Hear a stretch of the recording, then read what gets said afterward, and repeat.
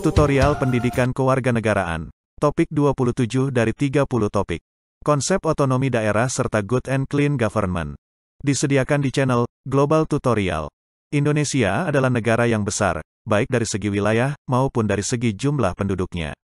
Dengan lebih dari 17.000 pulau, Indonesia mungkin dapat dikatakan sebagai negara kepulauan yang terbesar di dunia. Keadaan tersebut tidak dapat dipungkiri, dan memang menjadi satu situasi yang harus disyukuri oleh semua warga negara Indonesia. Negara yang besar dari segi wilayah dan jumlah penduduk jelas merupakan satu keuntungan yang besar karena hal ini sama artinya dengan memiliki sumber daya, baik alam maupun manusia yang melimpah. Sekalipun wilayah masing-masing pulau di Indonesia terpisahkan oleh perairan, kondisi tersebut tetap merupakan kondisi yang harus disyukuri karena dengan memiliki wilayah perairan, Indonesia memiliki kekayaan laut yang luar biasa besar dan tidak semua negara memiliki hal yang sama. Terlepas dari berbagai macam sisi baik dari situasi Indonesia yang semacam ini, perlu disadari bahwa situasi tersebut tidak selamanya sesuai dengan harapan. Tentu saja ada berbagai macam kendala yang harus dihadapi di dalam mengelola negara yang besar seperti Indonesia ini. Salah satu kendala nyata adalah dari sisi pemerintahan, khususnya dalam hal pemerataan. Secara geografis, Indonesia memiliki lebih dari 17.000 pulau. Namun demikian, secara politis, Indonesia harus menentukan satu pulau yang akan menjadi ibu kota negara yang besar ini yang akan menjadi pusat pemerintahan negara Indonesia. Pulau itu adalah Pulau Jawa dan kota yang menjadi pusat pemerintahan adalah Jakarta. Disinilah masalah tersebut bermula. Mengingat kondisi Indonesia yang terdiri atas belasan ribu pulau tersebut, maka pemerintah dituntut untuk memberikan perhatian yang merata kepada setiap wilayah di negeri ini. Perhatian tersebut juga sebisa mungkin mencakup semua bidang kehidupan, baik politik, ekonomi, pendidikan, dan lain sebagainya. Selama lebih dari 70 tahun Indonesia merdeka, negara ini selalu bergulat dengan persoalan tersebut. Semula, pemerintah menerapkan sistem manajemen terpusat. Segala macam pemasukan dan pengeluaran bagi daerah dikelola secara sentralistik oleh pemerintah pusat. Kebijakan tersebut tidak berjalan seperti yang diharapkan. Pertama, isu pemerataan pembangunan yang sejak awal menjadi persoalan serius dan tidak mampu diatasi dengan baik. Nyatanya ketimpangan pembangunan tersebut tetap ada. Kedua, sistem manajemen yang terpusat juga ternyata berdampak pada meningkatnya penyelewengan keuangan negara. Dua kondisi ini tentu jauh dari harapan. Melihat kondisi Indonesia yang seakan tidak bergerak maju seperti ini, dimunculkanlah kemudian strategi lain di dalam manajemen pemerintahan di daerah. Jika awalnya manajemen pemerintahan dilakukan secara terpusat, kini manajemen pemerintahan dilakukan oleh masing-masing daerah dengan konsep yang disebut dengan otonomi daerah. Dengan otonomi daerah ini, setiap daerah memiliki otonomi atau kebebasan di dalam mengelola wilayahnya. Sebagai konsep yang baru di dalam pengelolaan pemerintahan ini, setiap warga negara perlu mendapatkan pengetahuan yang memadai tentang otonomi daerah serta Good and Clean Government ini. Konsep otonomi daerah. Gagasan tentang otonomi daerah adalah gagasan yang relatif belum lama diterapkan di Indonesia. Bersamaan dengan bergulirnya reformasi pada tahun 1998, muncul tuntutan masyarakat tentang perlunya manajemen pemerintahan yang baru mengingat pemerintahan yang sentralistik dianggap memiliki banyak kekurangan. Pemerintahan yang sentralistik pada kenyataannya tidak mampu membawa pemerataan pembangunan tersebut sampai ke wilayah-wilayah terluar Indonesia. Akibatnya kesenjangan pembangunan terjadi antara pulau yang satu dengan pulau yang lain. Apabila dibiarkan, ini berdampak pada munculnya gerakan-gerakan separatis yang menjadikan isu ketimpangan pembangunan sebagai alasan utama. Menindaklanjuti tuntutan tersebut, serta untuk menunjukkan semangat pembaruan di dalam penataan pemerintahan, pemerintah akhirnya mengesahkan Undang-Undang Nomor 22 Tahun 1999 tentang pemerintahan daerah. Pada peraturan inilah gagasan tentang otonomi daerah tersebut muncul. Sejak awal kemerdekaan RI, kewenangan merupakan salah satu akar permasalahan yang paling serius yang menjadikannya sebagai objek daya tarik-menarik antara pemerintah pusat dan daerah. Bahkan perebutan kewenangan pemerintah pusat dan daerah sangat mewarnai sejarah hubungan pusat dan daerah di Indonesia. Lahirnya Undang-Undang Nomor 22 Tahun 1999 tentang pemerintahan daerah merupakan perubahan mendasar dari Undang-Undang Nomor 5 Tahun 1974 yang sangat sentralistik dalam segala bidang. Otonomi daerah tidak saja berarti melaksanakan demokrasi, tetapi mendorong berkembangnya prakarsa sendiri untuk mengambil keputusan mengenai kepentingan masyarakat setempat. Dengan berkembangnya prakarsa sendiri maka tercapailah apa yang dimaksud demokrasi, yaitu pemerintah dari rakyat, oleh rakyat, dan untuk rakyat. Rakyat tidak saja dapat menentukan nasibnya sendiri melainkan juga memperbaiki nasibnya sendiri.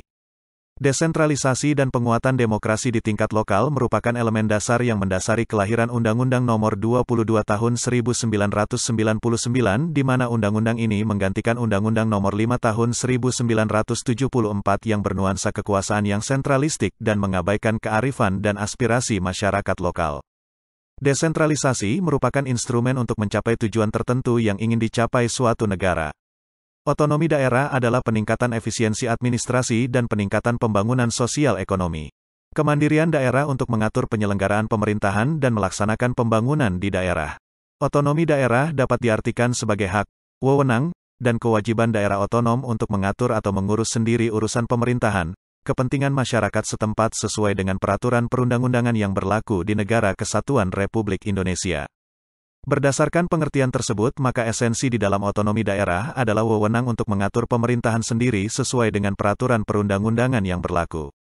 Adapun peraturan perundang-undangan yang menjadi landasan hukum di dalam pemberlakuan kebijakan otonomi daerah ini dapat dijumpai baik di dalam UUD 1945 maupun di dalam peraturan perundang-undangan lain yang lebih khusus.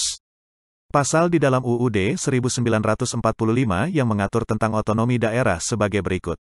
Pasal 18, NKRI dibagi atas daerah provinsi, kabupaten, dan kota yang masing-masing memiliki pemerintahan yang diatur dengan undang-undang. Pasal 18A, hubungan wewenang antara pemerintahan pusat dan daerah diatur dengan undang-undang dengan memperhatikan kekhususan dan keragaman daerah.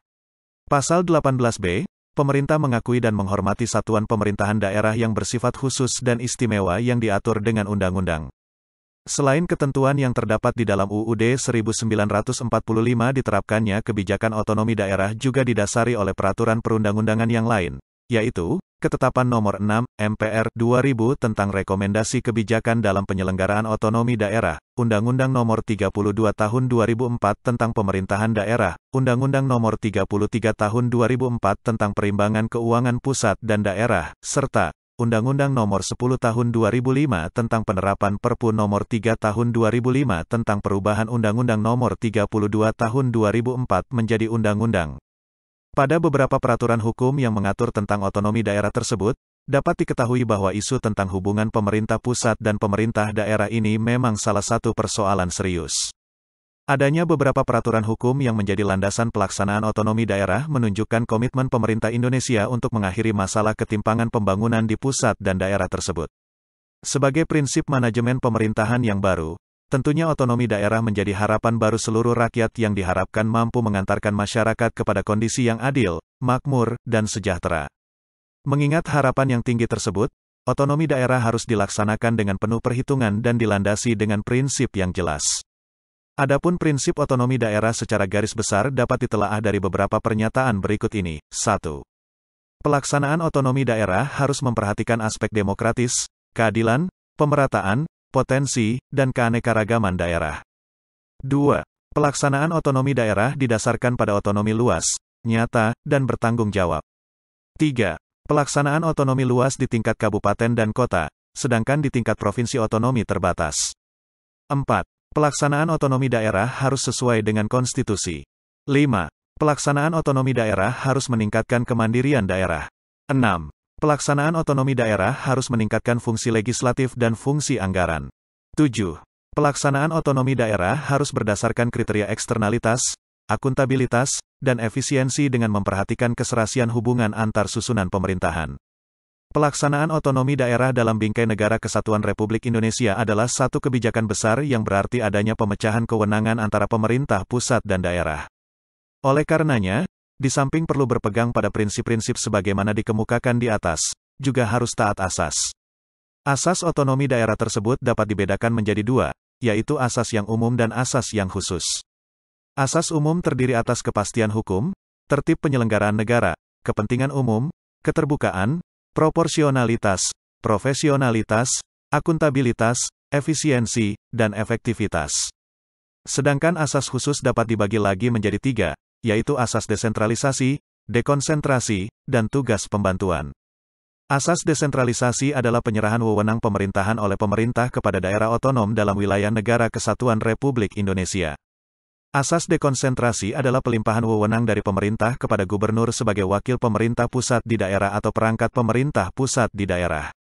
Asas tugas perbantuan adalah penugasan dari pemerintah kepada daerah dari desa dan dari daerah ke desa untuk melaksanakan tugas tertentu yang disertai dengan pembiayaan, sarana, dan prasarana serta sumber dayanya dengan tanggung jawab melaporkan pelaksanaannya kepada yang menugaskan. Berbagai macam prinsip dan asas di dalam pelaksanaan otonomi daerah tersebut diterapkan dengan maksud agar tujuan-tujuan otonomi daerah dapat tercapai. Otonomi daerah adalah satu kebijakan besar di dalam pengelolaan pemerintahan yang diharapkan mampu mengantarkan bangsa dan negara Indonesia pada kondisi masyarakat yang adil dan makmur secara merata. Sebagai sebuah kebijakan tentu saja ada persoalan yang dihadapi di dalam implementasinya. Namun demikian, terlepas dari berbagai macam persoalan tersebut, otonomi daerah dapat dianggap sebagai satu langkah besar bangsa dan negara ini di dalam mengupayakan kesejahteraan bagi para warganya. Sebaik apapun pelaksanaan otonomi daerah, tidak akan berjalan dengan baik dan meraih sasaran apabila tidak didasari dengan niatan yang baik dari pemerintah daerah untuk menjalankan kebijakan tersebut dengan sebaik-baiknya. Oleh karena itu, di dalam pelaksanaan otonomi daerah perlu dukungan satu aspek lagi di dalam pemerintahan, yaitu sebuah tata kelola pemerintahan yang baik dan bersih atau disebut dengan A Good and Clean Government. Demikianlah materi topik ke-27 tutorial pendidikan kewarganegaraan. Channel Global Tutorial akan sangat membantu masyarakat umum dan para mahasiswa yang sedang atau ingin kuliah di universitas terbuka, atau kuliah di perguruan tinggi manapun di Indonesia. Ratusan video tutorial S1 Ilmu Hukum, S1 Ilmu Pemerintahan, S1 Ilmu Komunikasi, S1 Ilmu Manajemen, S1 Ilmu Administrasi dan lainnya disajikan di Global Tutorial. Video tutorial dituturkan dan disubtitelkan agar dapat ditonton, dibaca sambil didengarkan.